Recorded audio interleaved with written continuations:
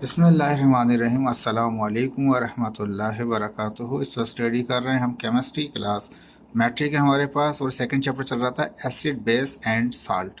ठीक है, एसिड और बेस को अच्छी तरह डिफाइन कर चुके हैं। अब लास्ट उसका टॉपिक बचा है हमारे पास साल्ट, और एक बफर है हमारे पास। ठीक है, छोटे छोटे क्वेश्चन हैं उसके अंदर तो, लेकिन अब यहाँ स्टार्ट करेंगे साल्ट को। तो साल्ट हम जानते हैं वो जब एसिड और बेस को, यानी जब ये एसिड और बेस मिलाते हैं साल्ट एंड वाटर बनता है। ये अंडरस्टूड बात है, ये हर कोई जानता है इसको। लेकिन ये साल्ट जो बनता है ये होता है क्या है हमारे पास, तो इसके लिए हम एक्सप्लेन करेंगे साल्ट को।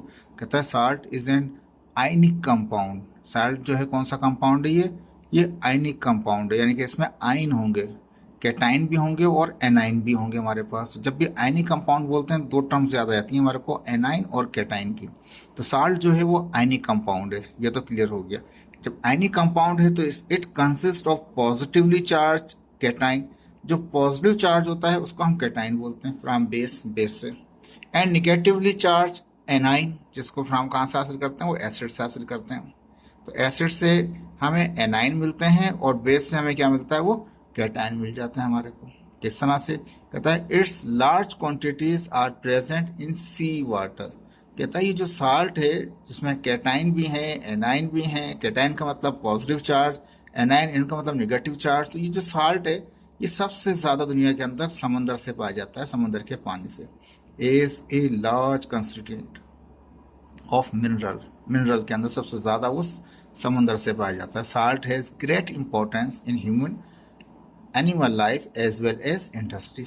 साल्ट की बहुत अहमियत है इंसान की ज़िंदगी में, जानवर की ज़िंदगी के अंदर, और साथ साथ इंडस्ट्री के अंदर। यानी कि साल्ट एक बेसिक नीड है हमारे पास, जो ज़रूरत पड़ती है हमारे पास कंपाउंड बनाने के लिए और ह्यूमन नीड के लिए। ठीक है, salt is an ionic compound. वही बात हमने कहा कि साल्ट जो है वो आयनिक कंपाउंड है। It has cation other than hydrogen ion. कहता है इसमें कैटाइन तो बनते हैं लेकिन हाइड्रोजन आयन की तरह नहीं बनते, हाइड्रोजन से अलग बनते हैं हमारे पास। And anion other than O H ion. Anion हम जानते हैं वो निगेटिव होता है, लेकिन वो ओ एच नहीं होगा। ओ एच भी निगेटिव होता है, लेकिन ओ एच के अलावा जो होंगे हमारे पास वो हमारे पास कैटाइन बनेंगे, एनाइन बनेंगे इसके अंदर, और कैटाइन भी बनेंगे हाइड्रोजन के अलावा। ठीक है, हाइड्रोजन और हाइड्रोक्साइड के अलावा कैटाइन और एनाइन बनेंगे हमारे पास। When acid and base are react then salt and water are form. जब भी एसिड बेस मिलाते हैं साल्ट और वाटर बन जाता है। एग्जाम्पल देखिए अच्छा ठीक है। अब ये जो मैं इस वक्त स्टार्ट करूंगा ना, आपको याद रखिए ये फार्मूले आएंगे, और उन फार्मूलों की वैलेंसी भी बताऊंगा, उनके केमिकल नेम भी बताऊंगा आपको, और आपको याद करने होंगे सारे फार्मूले। ठीक है जी। तो हम यहाँ पे पढ़ रहे थे कि साल्ट जो है वो एसिड बेस को मिलाते हैं, तो जब भी एसिड और बेस को मिलाते हैं साल्ट एंड वाटर बन जाता है। और इसमें जो कैटाइन होगा वो हाइड्रोजन प्लस आयन के अलावा होगा। इसमें जो एनाइन होगा वो हाइड्रोक्साइल नेगेटिव आयन के अलावा होगा हमारे पास। ठीक है, अब HCl ये एसिड है, सारे एसिड मैंने यहाँ लाइन से लिख दिए, बेस यहाँ पे लाइन से लिख दिए, इसके बाद मैंने यहाँ पे साल्ट लिखे, उसके बाद मैंने वाटर लिखा। ये बिल्कुल सेम ऑर्डर में कर दिया इजी होने के लिए। HCl हाइड्रोक्लोरिक एसिड, हाइड्रोजन का प्लस आयन होता है और इसका निगेटिव होता है, प्लस माइनस बैलेंस होता है हमारे पास। इस तरह सोडियम जो होता है वो +1 होता है, OH -1 होता है, तो इसका प्लस और उसका माइनस मिलेगा। ठीक है जी, इसका प्लस और उसका माइनस। जो बोल रहा हूँ उसको ज़हननशीन रख लीजिएगा मैं क्या कह रहा हूँ। हाइड्रोजन +1 है, Cl -1 है। ठीक है, सोडियम +1 है, OH -1 है, तो इसका प्लस और इसका माइनस आपस में मिलेंगे, OH और H मिलेंगे तो वाटर बन जाएगा। अब बचे सोडियम और बचा क्लोरीन। सोडियम प्लस है, क्लोरीन निगेटिव है, ये भी आपस में मिल जाएंगे तो NaCl बन जाएगा। NaCl को बोलते हैं सोडियम क्लोराइड। ये जानते हैं आप लोग, लेकिन फिर भी बच्चों को रिकॉल करा रहा हूँ, जिनको याद नहीं है वो याद कर लें। H2SO4 ये हो गया सल्फ्यूरिक एसिड। सल्फ्यूरिक एसिड में क्या होता है, हाइड्रोजन +1 होता है, लिखिए 2 लगाते हैं यहाँ पे तो क्या हो जाता है, +2 चार्ज हो जाता है। और सल्फेट SO4 का क्या होता है, -2 होता है हमारे पास। तो +2 और -2 बैलेंस होता है सल्फ्यूरिक एसिड। हाइड्रोजन प्लस में सल्फेट -2 होता है, याद रख लीजिएगा। अब यहाँ पे पोटाशियम हाइड्रोक्साइड, पोटाशियम प्लस होता है, OH नेगेटिव होता है। वही बात आ गई, OH नेगेटिव है, वहाँ पे H पॉजिटिव, H और OH मिलेंगे वाटर बना लेंगे। और पोटाशियम प्लस है, सल्फेट माइनस है, तो ये प्लस और माइनस मिलेंगे, क्या बनेगा, पोटाशियम सल्फेट बन जाएगा। नाम लिख दिया मैंने नीचे, पोटाशियम सल्फेट बना। वाटर तो जानते हैं आप, पोटाशियम का +1 होता है तो इसे 2 लगाना पड़ेगा। सल्फेट SO4 को पूरे को सल्फेट बोलते हैं, SO4 को सल्फेट बोलते हैं, और SO4 की वैलेंसी होती है हमारे पास -2 होती है। -2 है तो इसका पोटाशियम की होती है +1, तो इसे 2 लगाना पड़ेगा नीचे, तो K2SO4 यानी पोटाशियम सल्फेट। ठीक है जी, वाटर बन गया। इस तरह नाइट्रिक एसिड HNO3 यहाँ पास है, nitric acid HNO3, H positive होता है, NO3 क्या होता है, नाइट्रेट जो होता है वो -1 होता है हमारे पास, तो ये प्लस हाइड्रोजन, नाइट्रेट माइनस है। कैल्शियम जो है वो +2 होता है, OH क्या होता है -2 होता है, सॉरी OH क्या होता है -1 होता है, तो -1 और नीचे 2 लगाएंगे तो क्या हो जाएगा, -2 हो जाएगा। तो calcium hydroxide, Ca calcium hydroxide. तो हाइड्रोक्साइड का जो OH है वो -1 है, 2 मिलेंगे तो -2 हो जाएगा। यहाँ पे भी हाइड्रोजन कितना +1 है, 2 हैं तो 2 प्लस के, तो हाइड्रोजन और OH मिलकर वाटर बना लेंगे। बचा कौन सा, कैल्शियम जो +2 है। नाइट्रेट जो हमारे पास क्या है -1 है, हाँ नाइट्रेट क्या है NO3 -1 है, कैल्शियम +2 है, +2 और ये -1 मिलेंगे तो क्या होगा, इस -1 वाले के लिए नीचे छोटा 2 लगाना पड़ेगा। देखें फार्मूला मेकिंग भी हो रही है आपकी, वैलेंसी भी बता रहा हूँ और फार्मूला मेकिंग भी हो रही है। कैल्शियम +2 तो NO3 क्या है -1 होता है, इसलिए छोटा 2 लगाना पड़ेगा, तो कैल्शियम नाइट्रेट हो गया हमारे पास। जो नेम्स आ रहे हैं ये पक्के पक्के याद कर लीजिए आप लोग, ठीक है। इसके बाद कहता है प्रिपरेशन ऑफ साल्ट, साल्ट की प्रिपरेशन किस तरह से होती है, वो तो उसमें भी कर ली थी लेकिन तरीक़ेकार से। कहता है salt are produce by the action of acid on metal, जब एसिड को मेटल से रिएक्ट कराते हैं तब भी साल्ट बनता है, जब भी हम एसिड को रिएक्ट कराएं मेटल ऑक्साइड से तब भी साल्ट बनता है, एसिड को जब भी मेटल हाइड्रोक्साइड से रिएक्ट कराएंगे तब भी साल्ट बनेगा, एसिड को जब भी मेटल कार्बोनेट से रिएक्ट कराएंगे तब भी साल्ट बनेगा, और जब भी एसिड को हम मेटल बाइकार्बोनेट से रिएक्ट कराएंगे तब भी साल्ट बनेगा। देखें मेटल से भी एसिड को, जब सारे एसिड से हो रहा है ना, एसिड को जब मेटल से मिला रहे हैं तब भी, मेटल ऑक्साइड से मिला रहे हैं तब भी साल्ट बन रहा है, मेटल हाइड्रोक्साइड से मिला रहे हैं तब भी, मेटल कार्बोनेट से, कार्बोनेट करते हैं CO3 को, तो मेटल कार्बोनेट से मिलाते हैं तब भी, मेटल बाइकार्बोनेट से मिलाते हैं तब भी, बाय का मतलब H होता है, HCO3, बाइकार्बोनेट का मतलब क्या है, HCO3। 1 2 3 4 5 5 तरीके बता रहा है, पांचों तरीकों से में जब भी इनको हम रिएक्ट कराएंगे एसिड से तो क्या बनेगा, साल्ट बनेगा। पक्का पक्का याद कर लीजिए इस बात को, ठीक है। अब ऑक्साइड ले लिया यहाँ पे, कैल्शियम ऑक्साइड, कैल्शियम और ऑक्सीजन, तो कैल्शियम ऑक्साइड है हमारे पास, कैल्शियम +2 है, ऑक्सीजन क्या है माइनस हमारे पास 2 है, ऑक्सीजन की वैलेंसी क्या होती है -2 होती है, कैल्शियम की +2 होती है, तो कुछ नीचे लगाने की जरूरत ही नहीं है। सल्फ्यूरिक एसिड HSO4, तो H +1 होता है एसिड, SO4 -2 होता है, तो उसका -2 है तो इसका +1 है तो इसे छोटा 2 लगेगा, तो H2SO4 फार्मूला ऐसे बना इसका, SO4 सल्फेट है, सल्फ्यूरिक एसिड है, ठीक है, पूरा H2SO4 सल्फ्यूरिक एसिड हो गया, SO4 सल्फेट है हमारे पास, ठीक है। अब कैल्शियम प्लस है और सल्फेट क्या है वो माइनस है, तो कैल्शियम और सल्फेट मिलेंगे तो कैल्शियम सल्फेट हो गया। रिएक्शन भी बनाना आ रहा है आपको, रिएक्शन कैसे बन रहा है, कैल्शियम का कैल्शियम प्लस होता है 2, याद रखना ये स्टैंडर्ड है, यही रहता है पूरी दुनिया में, ये रहते हैं इसके। कैल्शियम क्या है +2 है, SO4 क्या है -2 है, तो प्लस और माइनस मिलेंगे तो कैल्शियम सल्फेट हो गया। अब हाइड्रोजन जो है प्लस है, ऑक्सीजन माइनस है, तो वाटर ही बनेगा, तो कैल्शियम ऑक्साइड और क्या बन गया, कैल्शियम सल्फेट। Ca कैल्शियम था, SO4 क्या बोलते हैं, सल्फेट बोलते हैं, कैल्शियम की +2 सल्फेट की -2, ठीक है जी। अब KOH यानी पोटाशियम हाइड्रोक्साइड, पोटाशियम +1 होता है, हाइड्रोक्साइड -1 होता है, ठीक है। नाइट्रिक एसिड HNO3, तो H प्लस होता है और NO3 क्या होता है -1 होता है, अब ये प्लस और ये माइनस मिल जाएंगे, पोटाशियम और नाइट्रेट मिल जाएंगे, क्या हो जाएगा, पोटाशियम प्लस का है, नाइट्रेट माइनस का है, प्लस का 1 है वो माइनस का 1 है, तो कुछ लगाने की जरूरत ही नहीं, KNO3 आ जाएगा, ये NO3 वहाँ से क्या आ गया, पोटाशियम नाइट्रेट आ गया हमारे पास, और ये H और OH मिलेंगे, वाटर बन जाएगा, ठीक है जी। अब तीसरा आ गया बेरिलियम कार्बोनेट, CO3 कहते हैं कार्बन, बेरिलियम क्या हमारे पास है वो +2 होता है, कार्बोनेट -2 होता है, तो प्लस और माइनस है हमारे पास, ठीक है। HCl H प्लस है, Cl माइनस का है, तो ये प्लस वाला उस माइनस से रिएक्ट करेगा, क्लोरीन का माइनस है, हाइड्रोजन प्लस है, ठीक है, तो बेरियम क्लोराइड हो गया हमारे पास, बेरियम क्लोराइड। और कार्बोनेट था तो कार्बोनेट से क्या हुआ, कार्बन डाइऑक्साइड बना, और एक ऑक्सीजन हाइड्रोजन साथ मिलकर वाटर बना लेगा। ये गैस है, ये रिलीज हो जाएगी, ये लिक्विड है और ये पानी का सॉल्यूशन है, ये साल्ट और ये वाटर है। ठीक है जी, ये तो थे एसिड के साथ।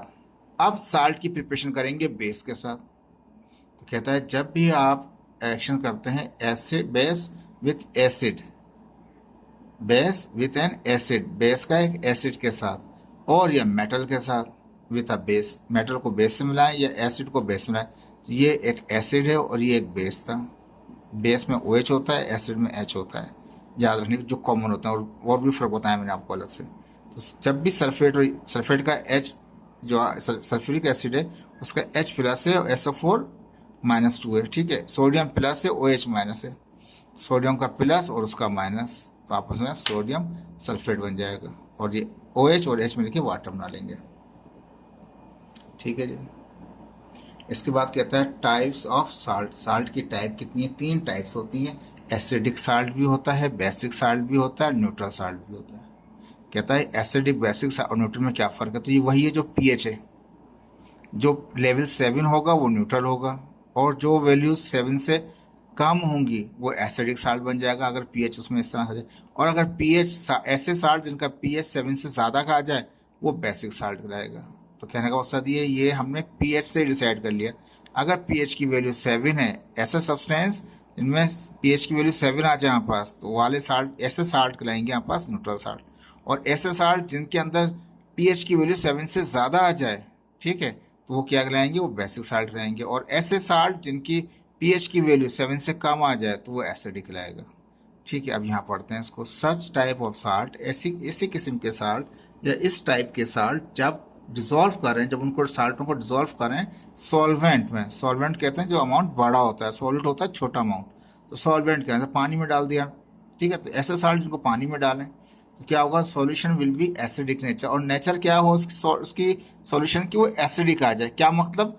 कहता है कि mean it's pH value will be less than 7। अब ऐसे सॉल्यूशन का जो pH वैल्यू वो 7 से कम आ जाए, तो ये साल्ट जो होंगे जिनको पानी में डाला और सॉल्यूशन का pH वैल्यू 7 से कम आ गया, वो कहलाएगा एसिडिक साल्ट।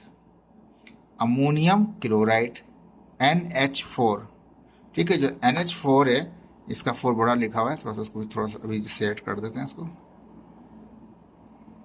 ठीक है जी, तो ये अमोनियम क्लोराइड है। अमोनियम प्लस होता है 1, क्लोरीन माइनस होता है। अमोनियम क्या होता है? NH4 को अमोनियम कहते हैं, NH4 को अमोनियम कहते हैं, अमोनियम क्लोराइड। तो अमोनियम क्लोराइड को जब पानी में डालेंगे तो pH की वैल्यू 7 से कम ही आएगी। कैल्शियम का +2 होता है, नाइट्रेट का -1 होता है। तो छोटा 2 लगा हुआ है, देखें लगा हुआ है 2 छोटा, तो कैल्शियम नाइट्रेट आ गया हमारे पास। जब भी इसको डालेंगे पानी के अंदर तो pH की वैल्यू 7 से कम आएगी। सोडियम बाइसल्फेट, SO4 तो सल्फेट था, अगर किसी भी सल्फेट के साथ H लगा हुआ हो वो कहलाता है बाइसल्फेट। सोडियम हाइड्रोजन सल्फेट भी पढ़ सकते हैं इसको, लेकिन यहाँ हम क्या पढ़ेंगे? Chemical name sodium bisulphate. जब भी इसको डालेंगे पानी में तो क्या होगा?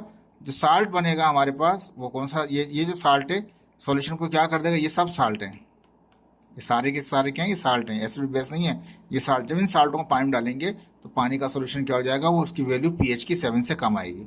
इस तरह से सोडियम बाइफॉस्फेट, ये PSO वो नहीं है, पेट्रोल पंप नहीं है, कहीं पेट्रोल पंप समझ लें, वो पेट्रोल पंप नहीं है भाई, ये सोडियम बाइफॉस्फेट है। ये SO4 फॉस्फेट है, ये सल्फेट है, और P फास्फोरस का है, तो फॉस्फेट कहलाएगा हमारे पास। ठीक है, तो ये हमारे पास क्या हो गया? इनको जब भी पानी में डालेंगे तो सॉल्यूशन के अंदर जो पानी होगा उसका pH वैल्यू 7 से कम आएगा, तो ऐसे साल्ट को, इन साल्टों को हम क्या बोलेंगे? Acidic salt.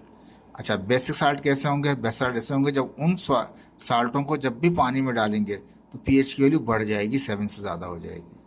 तो यहाँ पे लिखा है such type of salt when dissolve in solvent. Solvent मतलब पानी में डाल रहे हैं, किसी में डाल रहे हैं, सॉल्यूशन में डाल रहे हैं। Solution will be basic nature, basic जगह means it's pH value will be more than 7, 7 से ज़्यादा हो जाएगी इनकी। इस साल्ट को हम बोलेंगे बेसिक साल्ट बोलेंगे। अब सोडियम एसीटेट जब इसको पानी में डालेंगे तो क्या करेगा? pH की वैल्यू बढ़ जाएगी, कितनी आएगी? 7 से ज़्यादा आएगी। पोटाशियम कार्बोनेट, पोटाशियम क्या हमारे पास ये के प्लस होता है, कार्बोनेट माइनस होता है, 2 होता है, CO3 कार्बोनेट होता है, उसकी -2 होती है, पोटाशियम की +1 होती है, 2 लगेगा, K2CO3 फॉर्मूला बनाना भी आ गया आपको। जब इसको डालेंगे पानी में तो pH की वैल्यू 7 से ज़्यादा आएगी। सोडियम कार्बोनेट, सोडियम की +1 होती है वैलेंसी और कार्बोनेट की -2 होती है, तो इसलिए 2 लगेगा यहाँ पे ताकि ये +2 हो जाए और -2 रहेगा। सोडियम कार्बोनेट जब इसको डालेंगे पानी में तो ये भी क्या करेगा, pH वैल्यू इसकी सोल्यूशन कितनी आएगी, 7 से ज़्यादा आएगी। पोटाशियम साइनाइड खतरनाक किस्म का कंपाउंड है, जब भी इसको डालेंगे साइनाइड को, पोटाशियम साइनाइड को, इसको खाने से इंसान मर जाता है बेचारा। जब इसको डालेंगे पानी के अंदर क्या होगा, pH की वैल्यू क्या होगी, 7 से ज़्यादा आएगी। तो ऐसे साल्टों को, इन साल्टों को हम क्या बोलते हैं, बेसिक साल्ट बोलते हैं। अच्छा, कुछ साल्ट इस किस्म के जिनके खाने से pH वैल्यू ना तो बढ़ेगी ना कम होगी, 7 ही रहेगी, तो वो खिलाते हैं हमारे पास न्यूट्रल साल्ट कहलाते हैं। NaCl हम खाते हैं, इसको खाने का नमक है हमारा। सोडियम क्लोराइड कहते हैं। पोटाशियम क्लोराइड ये नहीं खाते हम लोग, ज़्यादातर हम NaCl ही खाते हैं। पोटाशियम क्लोराइड है, पोटाशियम सल्फेट है, सोडियम नाइट्रेट है। देखें, sodium sodium NO3 nitrate, sodium nitrate, potassium sulphate, potassium chloride, sodium chloride, ये सारे साल्ट न्यूट्रल साल्ट होते हैं। इनको जब भी पानी में डालेंगे तो pH की वैल्यू 7 रहेगी, ना इससे कम होगी ना ज़्यादा होगी। ठीक है जी, अब आ जाइए यूजेस पे, आ जाइए साल्ट के यूजेस क्या हैं हमारे पास में। कहता है salt play very important role in our daily life. जो इसके यूज़ हैं ये बहुत ज़्यादा इंपॉर्टेंट है हमारी डेली लाइफ में। सच एज अंडर नीचे दिए गए salt are use in agriculture as a fertiliser. Salt को एज ए एग्रीकल्चर, NaCl नहीं समझिएगा, साल्ट का मतलब NaCl ही नहीं होता। सारे साल्ट अभी दिखाएं आपको मैंने, एसिडिक, बेसिक और न्यूट्रल साल्ट भी। तो कहता है कि साल्ट जो है वो इस्तेमाल होते हैं एग्रीकल्चर में एज ए फर्टिलाइजर के लिए, ताकि पैदावार बढ़ाई जाए हमारे पास। For example ammonium chloride, ammonium, ये मैंने वर्डिंग में लिख दिया, या केमिकल नेम है, ये फार्मूला है। अमोनियम का मतलब होता है NH4 और क्लोराइड का मतलब होता है Cl, ammonium chloride. Ammonium nitrate ammonium NH4 nitrate NO3, ammonium phosphate NH4 PSO4, ये PSO फॉर्म नहीं है, ठीक है, तो अमोनियम फॉस्फेट है। याद कर लीजिए इन फार्मूलों को आप लोग, ये बहुत काम आएंगे आगे फर्स्ट ईयर में भी, इंटर में भी, ठीक है। पोटाशियम क्लोराइड KCl, ये वो हमारे पास साल्ट हैं जिनको एज ए फर्टिलाइजर हम एग्रीकल्चर में यूज़ करते हैं। Salt are use in pesticide to kill और destroy insect, pest, weeds and fungi. ये जितनी भी चीज़ें हमारे पास आ रही हैं इन सब को किल करने के लिए, इंसेक्ट वगैरह को, इनको एक्स्ट्रा चीज़ें जो पैदावार हो रही होती है प्लांट वगैरह में, सब फंगी वगैरह भी लगा होते हैं, इन सब को क्या करता है, वो डिस्ट्रॉय करता है। कौन हमारे पास, साल्ट डिस्ट्रॉय करता है। उस कौन सा साल्ट होते हैं ये, कॉपर 2 सल्फेट है, कॉपर सल्फेट है, आयरन सल्फेट है, मरकरी क्लोराइड है हमारे पास। इस तरह से कहता है कि पेस्टिसाइड्स को किल करने के काम में भी आते हैं। इसी तरह से मेडिकल फील्ड में भी इस्तेमाल होता है। कौन कौन से, हाइड्रेट कैल्शियम सल्फेट। हाइड्रेट का मतलब, जब भी हाइड्रेट वर्ड आ रहा है तो H2O डॉट के साथ आता है, मल्टीप्लाई होता है डॉट के साथ। कौन सा है, कैल्शियम सल्फेट है, कैल्शियम क्या होता है Ca, सल्फेट होगा ऐसे, कैल्शियम सल्फेट, ये हाइड्रेट है, 2 मोल है हाइड्रेट के। यूज करते हैं as a plaster of Paris के तौर पर इस्तेमाल करते हैं, for supporting the broken bones. ये हड्डियाँ वगैरह टूट जाती हैं हाथ की, पाँव की, तो प्लस्तर, जिसको कहते हैं प्लस्तर चढ़ा दिया, ये वही इसी का फार्मूला है हमारे पास। कैल्शियम हाइड्रेट कैल्शियम सल्फेट के CaSO4 dot 2 mole of H2O। तो ये प्लस्तर चढ़ाने के फार्मूला में भी ये साल्ट इस्तेमाल होता है, यानी प्लास्टर पेरिस इसी का बना होता है। It is use for anaemia deficient patient. कुछ पेशेंट बेचारे इस किस्म के होते हैं जिनमें अमोनिया नहीं, एनीमिया है। एनीमिया का मतलब खून की कमी होती है उनके अंदर, तो क्या करते हैं, ये साल्ट प्रोवाइड किए जाते हैं कि आयरन सप्लीमेंट दिए जाते हैं। तो ये आयरन फॉस्फेट, हेप्टा, हेप्टा का मतलब होता है 7, हाइड्रेट HYDRA, हाइड्रेट का मतलब है वाटर, वाटर कितना, हेप्टा HEPTA, हेप्टा का मतलब है जैसे ना हेक्टा, कह सकते हैं हेक्सागोनल, इस तरह हेप्टागोनल भी होते हैं, 7 वाले। हेप्टा का मतलब है 7 मोल होंगे, मालिक्यूल होंगे किसके, हाइड्रेट के। और ये सल्फेट होगा SO4, और आयरन का मतलब होता है फेरिक, होता है यहाँ पर फेरिक सल्फेट और हेप्टा हाइड्रेट। ये जो होता है आयरन सप्लीमेंट है, is used as iron pills as a food supplement. खाने के फूड सप्लीमेंट के तौर पे उनको प्रोवाइड करते हैं गोलियों को, ताकि उनके अंदर जो खून की कमी होती है, एनीमिया की जो हो जाता है, वो उनका सबसाइड होता जाए। तो ये साल्ट भी इस्तेमाल होता है, ठीक है। आयरन सल्फेट है यहाँ पास, ठीक है, हेप्टाहाइड्रेट है। इसके बाद कहता है sodium hydrogen carbonate, common name है, लेकिन केमिकल नेम क्या हमारे पास है, सोडियम बाइकार्बोनेट है, HNO3।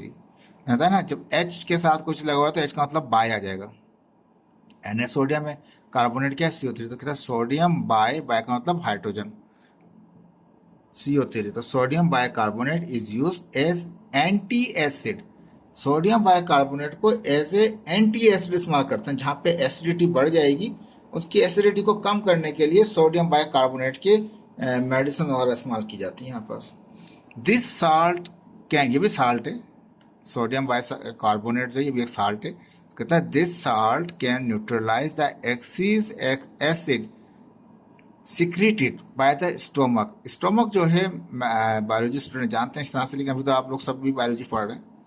आपको पता है स्टोमक में क्या होता है कि उसका काम होता है HCl को सिक्रीट करना है। HCl क्या है, वो एसिड है। अगर वो ज़्यादा सिक्रीट हो रहा है तो उसके लिए क्या करेंगे, डॉक्टर्स क्या करते हैं, sodium bicarbonate as a tablet उनको मेडिसिन देते हैं, ताकि उनका ज़्यादा जो सिक्रीट हो रहा होगा स्टोमक से, एसिडिटी हो रही होगी, उसको कम किया जाए, ठीक है। ये साल्ट भी इस्तेमाल होता है हमारे पास। बेरियम क्या कहते हैं यहाँ पास, सल्फेट यहाँ पास BaSO4 है, बेरियम +2 होता है, सल्फेट -2 होता है, फार्मूला ये रहा। Is use to make the barium meal, इसको एज ए मेडिसिन के लिए फॉर पेशेंट के लिए बना दी जाती है यहाँ पास। Who need to take the X-ray of their stomach, जब स्टोमक का एक्सरे करना होता है तो उनको ये साल्ट दिया जाता है, बेरियम सल्फेट का साल्ट दिया जाता है। This salt help to make the internal soft organ like intestines will appear on X-ray film, यानी कि जो हमारे पास सॉफ्ट किस्म के ऑर्गन है जो एक्सरे में नहीं आ रहे होते, तो उसके लिए हमें ये साल्ट देना पड़ता है ताकि वो इमेज क्रिएट करे सॉफ्ट ऑर्गन का भी। तो बेरियम सल्फेट जो है वो एज इस्तेमाल होता है सॉफ्ट ऑर्गन के इमेज को एक्सरे पर दिखाने के लिए। लेकिन सारे इंपॉर्टेंट पॉइंट हैं आपके, अभी से कीप माइंड करके रख लें ताकि इंटर के बाद आपको परेशानी नहीं हो इन चीज़ों की। पोटाशियम पर magnet KMnO4 can kill the bacteria, bacteria को किल करने के लिए KMnO4 को इस्तेमाल किया जाता है, ये भी साल्ट है। This salt is use as a disinfectant to treat the skin infection like eczema and fungal infection. अगर स्किन के अंदर किसी को फंगल हो गया या एक्जिमा हो गया है तो उसके इलाज के लिए KMnO4 को इस्तेमाल किया जाता है। देखें ये साल्ट था, साल्ट के यूजेस थे, इनको जहन नशीन कर लीजिए, 4-5 बार रिपीट कीजिए, ये आपको याद हो जाएंगे, फार्मूले नेम भी याद हो जाएंगे। आपको थोड़ी सी मेहनत करनी है। आज के लेक्चर के बाद आपको ये लेक्चर ये समझिए कि आपकी बेस बनाएगा केमिस्ट्री की, फार्मूलों की बेस बनाएगा ये आपकी, और ये इसकी यूजेज की भी बेस बना देगा आपको समझ में आ जाएगा कि टर्म्स कहाँ कहाँ किस किस किस्म की हो सकती हैं। आज का लेक्चर बहुत इंपॉर्टेंट है आपका, इसको जहन नशीन रख लीजिए, इसको बहुत मेहनत से कर लीजिए। देखें एसिड बेस साल्ट में भी मेहनत की है आपने, वो भी मैंने अच्छी तरह से समझाएं आपको, इसको भी आप अच्छी तरह से कर लीजिए ताकि ये कि आपको आगे जाके केमिस्ट्री समझने में बहुत ईजी हो जाएगा, ठीक है। उसके बाद कुछ चीज़ें आ रही हैं आप पास, बफर आ रहा है, कहता है एक्सप्लेन द बफर, बताइए बफर क्या है। कहते हैं बफर जो होता है ये एक एक्वेरियस सॉल्यूशन होता है, पानी वाला सॉल्यूशन होता है, जिसके अंदर क्या होता है, इसकी pH वैल्यू क्या रहती है, वो कांस्टेंट रहती है। ऐसा सॉल्यूशन जिसके अंदर pH की वैल्यू ना बढ़े ना कम हो, वैसे सॉल्यूशन को हम बफर सॉल्यूशन कहते हैं, बफर कहते हैं उसको, ठीक है। और ये एक्वेरियस सॉल्यूशन होता है, buffer is the Aquarius, Aquarius का मतलब पानी वाला सॉल्यूशन होता है, ठीक है। बफर सॉल्यूशन क्या है, वो एक्वेरियस सॉल्यूशन है which is use to keep the pH value of the solution nearly constant, यानी कि ऐसा सॉल्यूशन होता है जिसमें हम कोशिश करते हैं pH की वैल्यू क्या रहे, उसकी सॉल्यूशन की कांस्टेंट रहे, ना बढ़े ना कम हो, तो ऐसा सॉल्यूशन कहलाता है बफर सॉल्यूशन, यानी कि pH की वैल्यू क्या रहेगी, स्टेबल रहेगी। It means buffer has the highly stable pH of the solution. देखिए बफर जो होता है, बफर सॉल्यूशन ऐसे सॉल्यूशन होते हैं जिसमें pH वैल्यू क्या रहती है, वो हाईली स्टेबल रहती है हमारे पास। व्हेन अब हाईली स्टेबल है, लेकिन अगर हम ऐड करें, एसिड भी ऐड कर लें या बेस ऐड कर लें, तब भी फर्क नहीं पड़ता इसकी स्टेबिलिटी के ऊपर। कहता है व्हेन ऐड मोर एसिड, अगर आप ज़्यादा ऐड करना चाहें, एसिड को डालना चाहें उस बफर सॉल्यूशन में, या एसिड नहीं डालते तो आप बेस डालना चाहते हैं बफर सॉल्यूशन में, तो क्या होगा, then pH value of the solution does not change in the significance value, कोई इतना चेंज नहीं होगा कि उसको आप नोटिस करो, अगर आप ऐड करोगे एसिड को तब भी कोई इतनी वैल्यू नहीं बढ़ेगी पीएच की, या कोई बेस को ऐड करोगे तब भी उसकी वैल्यू जो है, पीएच वैल्यू जो है, ना बढ़ेगी ना कम होगी। तो पीएच वैल्यू एसिड ऐड करने पे या बेस के ऐड करने पे भी नहीं बढ़ती। ऐसा सॉल्यूशन कहता है बफर सॉल्यूशन। स्टेबल रहता है पीएच। ये तो हमने एसिड और बेस डाल दिए। अब हम एक दूसरा काम करते हैं। Similarly when add more water, अगर पानी वाला सॉल्यूशन है और पानी डाल दें तो दिल्ली कहते हैं जैसे शरबत है, जो चाय है, चाय में पानी डाल दो शरबत बना दिया भैया आपने, ये क्या कर दिया, शरबत बन गया, चाय तो रही नहीं है, तो पानी ऐड कर दिया, डाइल्यूट कर दिया आपने बिल्कुल। तो पानी ऐड करने पे भी बफर जो है ना स्टेबल रखता है पीएच को। कहता है when add more water in the buffer solution, जब बफर सॉल्यूशन में ऐड करते हैं पानी और ज़्यादा ऐड कर दें तो क्या होगा, तब भी वो कांस्टेंट रहेगा। दूसरा केस कहता है, ये तो हुआ पानी का ज़्यादा करना। दूसरा केस है heated the buffer solution, buffer solution को आप हीट करना शुरू कर दें, हीट करेंगे तो पानी कम होना शुरू हो जाएगा। तो कहता है जब हीट करेंगे बफर सॉल्यूशन को टू इवोपरेट द वाटर, पानी बुखारात बन के उड़ जाए, कहता है देन बोथ केस, यानी कि चाहे पानी ऐड करें या बुखारात बनाएं उस सॉल्यूशन में से, पानी को ऐड करें या पानी को निकालें उस सॉल्यूशन में से, कहता है in both case no change in the pH of the solution. देखें इन लगाएंगे, no change in the pH solution, pH of solution. कहता है कुछ भी चेंज नहीं होगा उसके पीएच सॉल्यूशन के पीएच के अंदर। चाहे आप पानी ऐड कर दें बफर के अंदर तब भी पीएच वही रहेगा, चाहे उसको हीटअप करके पानी को आप निकाल दें, यानी बुखारात बना के बाहर निकाल दें, इवोपरेट करके बाहर निकाल दें, तब भी पीएच क्या रहेगा उसका वही रहेगा। अब buffer solution consist of weak acid, जो बफर सॉल्यूशन होता है इसमें वीक एसिड और कॉन्जुगेट बेस होता है। ठीक है, वीक एसिड है तो कॉन्जुगेट बेस होगा, अगर वीक बेस है तो क्या होगा, कॉन्जुगेट एसिड होगा। ये हम पहले पढ़ चुके हैं उसको। तो बफर सॉल्यूशन में वीक एसिड होगा या वीक बेस होगा। अगर वीक एसिड है तो कॉन्जुगेट बेस होगा, अगर वीक बेस है तो कॉन्जुगेट एसिड होगा। ये पिछला लेक्चर सुन लीजिएगा, बहुत अच्छा लेक्चर था आपका वो। कहता है buffer are important for the process and reaction which required specific और स्टेबल पीएच। कहता है बफर को हम कहाँ इस्तेमाल करेंगे, तो कहता है बफर सॉल्यूशन वहीं इस्तेमाल किए जाते हैं जहाँ पे हमें स्टेबल पीएच चाहिए हो या एक पर्टिकुलर किस्म की उसकी स्पेसिफिक पीएच चाहिए हो। कहता है the buffer of the pH of the buffer is independent of ionic strength, जो आयनिक स्ट्रेंथ है उससे कोई फर्क नहीं पड़ता इसका, लेकिन डिपेंडेंट ऑन टेम्परेचर। अगर टेम्परेचर बढ़ाओगे तो भाई इसका फिर पीएच चेंज हो जाएगा। ठीक है, टेम्परेचर के ऊपर, आयनिक स्ट्रेंथ पे चेंज नहीं होगा। ये बफर था आपका। मेरी बुक ने दिखा रखा था टाइप ऑफ बफर, दो किस्म के बफर की टाइप होती हैं, एक एसिडिक बफर होता है और एक बेसिक। जैसे हमने पढ़ा था ना पे वीक एसिड और वीक बेस। अगर वीक एसिड इस्तेमाल कर रहे हैं तो एसिडिक बफर कहलाएगा, अगर वीक बेस इस्तेमाल कर रहे हैं साल्ट का तो बेसिक बफर कहलाएगा। तो कहता है acidic buffer are made from a weak acid and its salt. जो एसिडिक बफर होते हैं वो किससे इस्तेमाल बनते हैं, वो वीक एसिड से बनते हैं। फॉर एग्जाम्पल ये एसिटिक एसिड है और ये सोडियम एसीटेट है। तो एसिडिक एसिड क्या है, ये एक वीक एसिड होता है। ये नाम तो इतना बड़ा नजर आ रहा है इसका, एसिटिक एसिड, से बहुत स्ट्रॉन्ग होगा। नहीं जनाब, ये स्ट्रॉन्ग नहीं है, वीक किस्म का एसिड है ये हमारे पास। और सोडियम एसीटेट जो है ये साल्ट है। सोडियम एसीटेट क्या है, ये एक साल्ट है, लेकिन इसको कॉन्जुगेट बेस कहेंगे। अब एसिड वीक है तो बेस क्या होगा, कॉन्जुगेट होगा। ये तो आपको याद है, पहले भी हम पढ़ाया, अभी भी आप बता रहे हैं। वीक एसिड अगर वीक है तो बेस कॉन्जुगेट होगा। ये खुद एक साल्ट है सोडियम एसीटेट।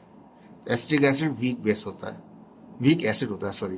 कहता है बफर, बेसिक बफर क्या है, are made from weak base से बनते हैं और उसके साल्ट से, अमोनिया एंड अमोनियम क्लोराइड। अब अमोनिया क्या है, वो खुद एक, अब OH नहीं है इसके अंदर, लेकिन क्या है हमारे पास, ये अमोनिया बेस है। ठीक है, तो NH3 क्या है, इसको अमोनिया कहते हैं, वीक बेस है हमारे पास। तो अमोनियम क्लोराइड क्या है, वो साल्ट है, लेकिन वीक बेस है, तो कॉन्जुगेट कौन सा होगा, बेस वीक है तो ये एसिड होगा, कॉन्जुगेट क्या होगा, वो एसिड होगा।